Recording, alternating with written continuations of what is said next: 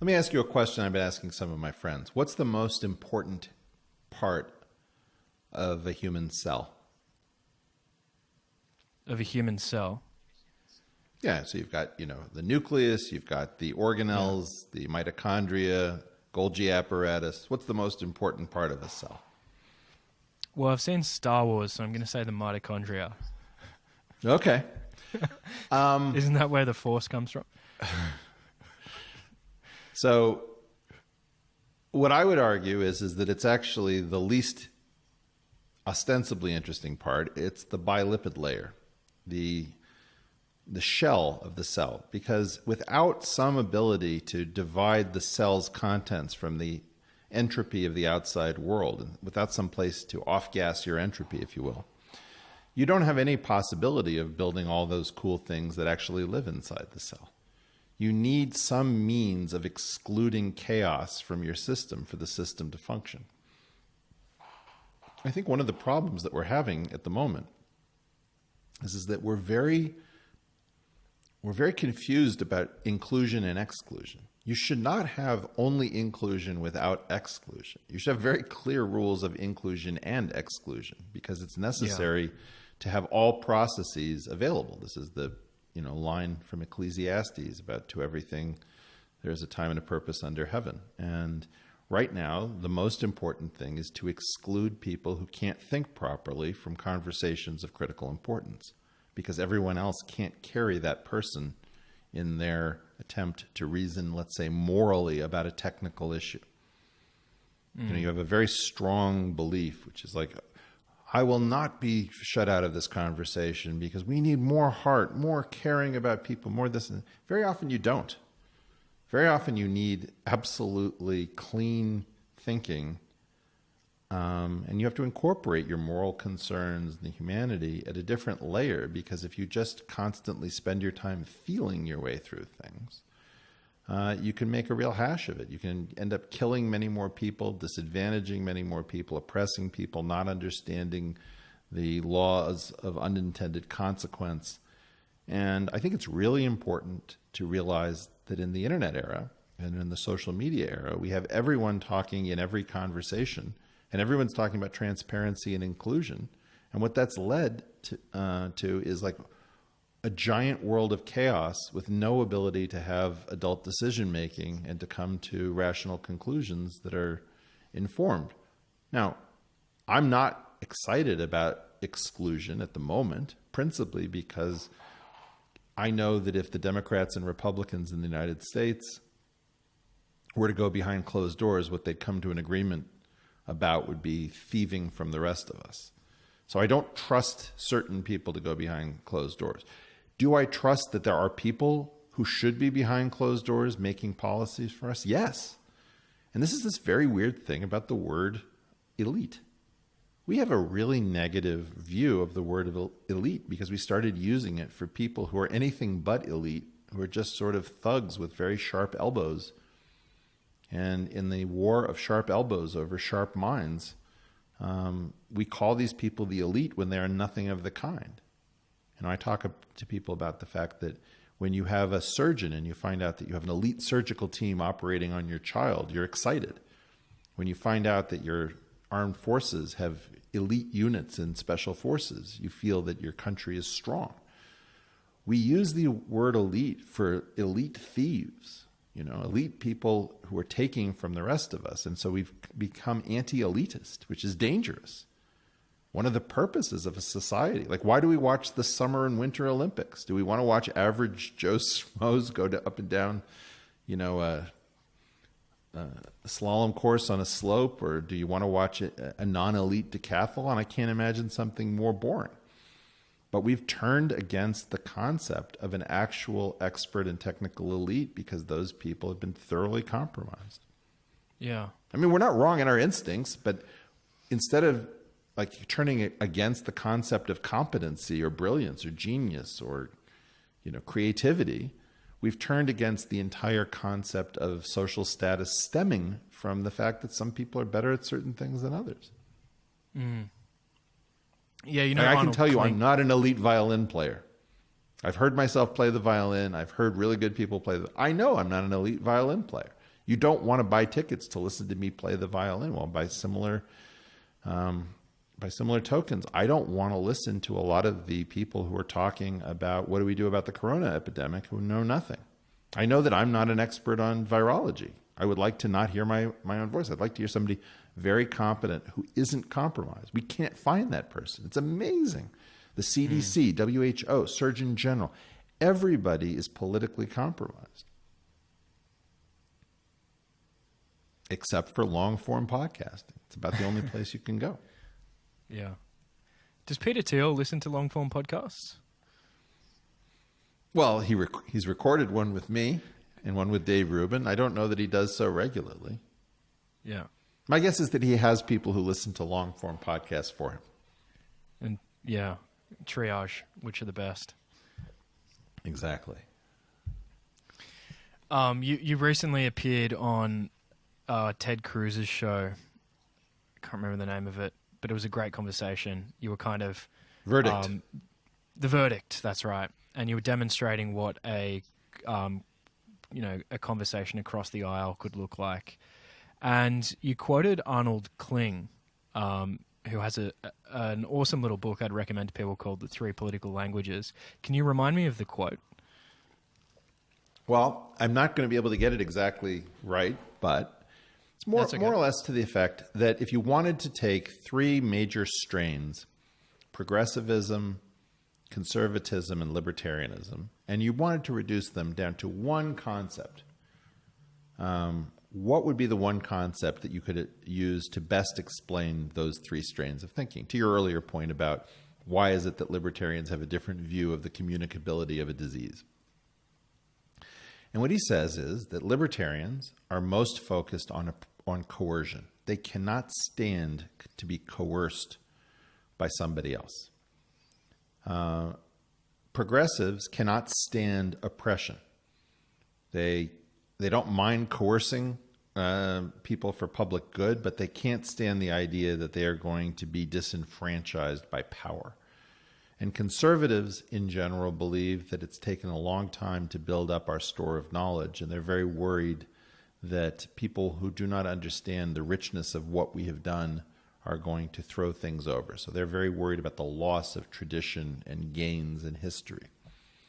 I think that's a terrific, very short, very economical description of how to understand a main aspect. I mean, it was helpful for me because I have all three of these traits. I absolutely, come from a progressive background, have a hatred of oppression. If you try to use the government to, have some kind of a campaign, be a hero, don't be a zero, it just makes my skin crawl. I can't stand all of that coercive mind control stuff, even if it's for a good cause, even if it's the whole thing is just to get you to wash your hands, wear a condom and a face mask and go about your business. I have no idea. I don't like coercion. And then I also very much appreciate how difficult it is to build up civil society. And I don't want to just go around knocking out walls in order to find which of them are load-bearing. So I carry all of these traits, and it was very helpful for me just to locate myself and then to understand that other people probably carry all three traits as well, but they're very much less balanced. Like their hatred of coercion is so pure and profound they can't even think about anything else. Yeah. Yeah, I would describe myself as someone who comes from the left naturally, but also hate coercion, have like a really visceral disdain for authoritarianism, which I think developed at university, maybe at high school. Amen, brother. Yeah.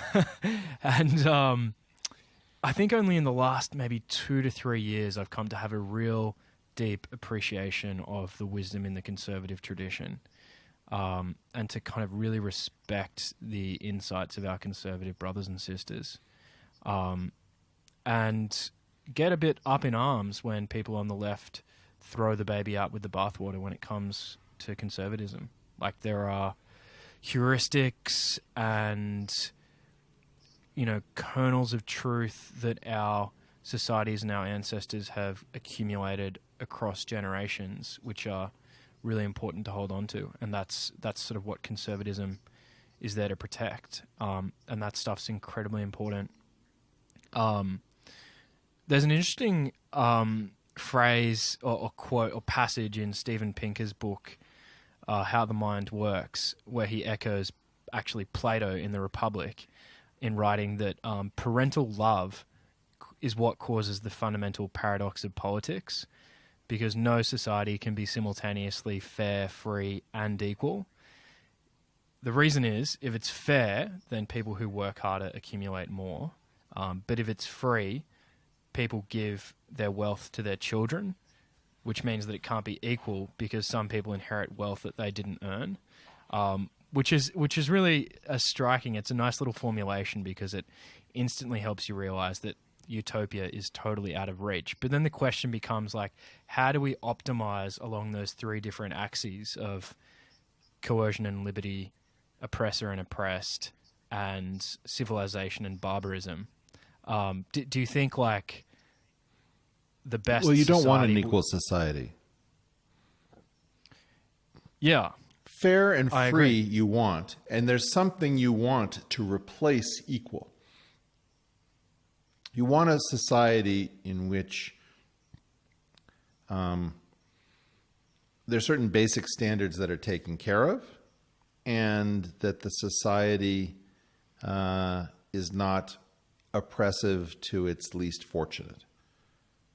But you can't actually dream about equality because it's just not at the same level as the other perspectives. There's something wrong with pathological egalitarianism. Yeah. You can't get a fair society either, but you can aspire to fairness. What I'm going to claim is that aspiring to equality is incredibly dangerous. Mm-hmm. And I say that as a person with a fair amount of concern about the level of inequality in our world. Yeah. But you don't want you wouldn't want to live in an equal society. You'd be miserable. Mm. I mean, this is the conceit of Kurt Vonnegut's Harrison Bergeron, where the idea is that the only way to make everyone equal is to keep handicapping the talented. Yeah. Or you need violence. You need a tremendous amount of violence to have equality. I don't want to live in that society. Well, you say equality, but it really, you're talking about violence. Mm. You wouldn't want to live in a perfectly free society either. It seems like the only one of those variables that you would accept in extremis would be fairness. Well, you don't want to live in a society that is questing for utopian fairness either. There's a version of this where all of them are kind of too dopey. But, the issue of saying, what am I willing to trade off between? I'm willing to trade off a modest amount of inequality for greater fairness and greater freeness. Sorry, let me rephrase this. If I think about an equal society, I'm very concerned that people have to understand that we don't want equality. I do want to listen to the person who knows more than everybody having an interesting perspective. There's something fundamentally wrong with the egalitarian impulse. I don't think that there's something fundamentally wrong with a fairness impulse. Most people understand something is fair enough. That to keep going at, trying to find perfect fairness, you're going to get a Pyrrhic victory. You're going to screw yourself over. And I think that the same thing is true with freedom. I don't know what it is about equality that really gets people there's something about jealousy and envy that is not the same kind of motivator as saying, I want to do a great job. Like, imagine you're a sculptor. You could think, I want to just make the most amazing sculpture that I'm capable of making. Or you could say, I really want to have a sculpture that beats that other guy because I can't stand the fact that he got a prize and I didn't. Well, I don't know. I'd rather that you be free to sculpt whatever you want, and that we're fair in the way that we judge. We don't judge you in your sculpting by whether or not we don't like your hair color, because that's irrelevant. The idea that we want everyone to be equally acknowledged for whatever they did in the sculpture show, there's something wrong with that. It just is. Yeah. And I guess I'm saying it because, of course, it's outrageous that anyone would consider that egalitarianism has a flaw and that there's anything positive about elitism. But I'm just telling you, when your child is sick, you want to go to an elite medical facility if you can. And you can claim that you can't stand elitism, but I guarantee you'll be right there trying to get the best possible doctor you can for your kid. Mm. Is it accurate to say that most people aren't capable of recognizing the wisdom in each of those three traditions, progressivism, conservatism, and libertarianism? Well, because we don't allow people to graduate. Like, you should graduate from the political spectrum. Yeah. Yeah. Like, it's kind of absurd that your view on any one issue could be predicted by looking at your views on other issues, because they are all part of a package of tribal beliefs. Like, that's just, like, it amazes me that we accept that. Well, it's very interesting. I was thinking about this in the context of World War II. Imagine that we were back in the 1940s. And I would say something like, we've really got to defeat Hitler. And somebody would say, wow, I didn't realize you were on the Stalin train. Like, I'm not on the Stalin train. Stalin's a monster. We have to defeat Hitler right now. We'll have to figure out what to do about Stalin later. But there's no way for people to say, look, I support Trump because I can't stand what Hillary was doing to the country, or I support Biden because I just have to get rid of Trump, even though I think he's in an advanced state of mental decline. Yeah. We would never, somehow, I don't feel that I know anything about Roosevelt's views on Stalin because he chose to ally himself with Stalin against Hitler. It's like the enemy of my enemy is still my enemy, but I'll pretend that I'm working, in a friendly relationship just long enough to defeat this son of a bitch that we've got to get rid of, and then I'm going to go right back to knowing that I'm dealing with a mass murderer whose hands are drenched in blood up to his elbows. Right? Well, that's the right view on Stalin. On the other hand, as soon as you say, well, I'm voting for Trump, somebody's like, wow, you support Trump? It's like, how do I know why you're voting for Trump? Maybe you're voting for Trump because you believe we need a wrecking ball and nobody's listening. Maybe you hate Trump and you're voting for Trump. It's like watching somebody put on a financial trade. They buy some instrument and they're like, wow, you think gold is going down?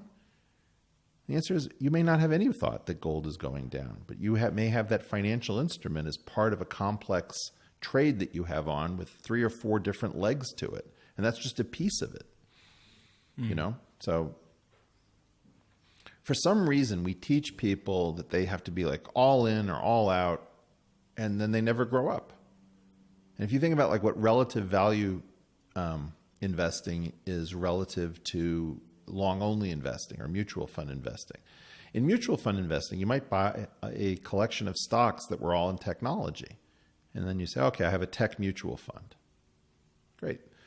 In relative value investing, you might say, I'm choosing to hold a lot of technology companies that are large, short, and a lot of small technology companies long, because I think that this is going to be an age for technology startups.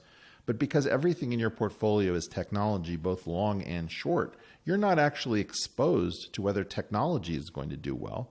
Your entire bet isn't on technology. So if somebody tries to say, well, I'm confused by your portfolio because I see a lot of small tech companies, so that seems to think that you're bullish on technology.